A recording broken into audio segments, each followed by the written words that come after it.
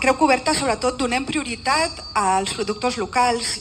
Ens agrada la diversitat del nostre comerç. Promovem evitar el malbaratament alimentari, fomentar la venda al detall i productes de temporada. I en això, sobretot, el mercat d'Hostafrancs és un agent clau.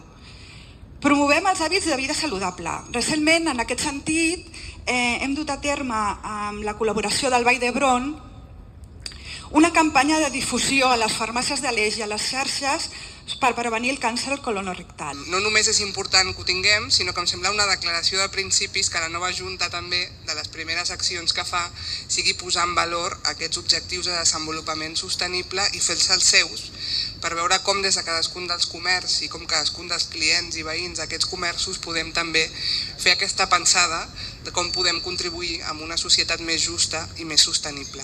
A mi m'agraden tots, però sempre poso especial interès amb l'últim, amb el 17, perquè és el més ambigu, però a la vegada és el que ens permet avançar.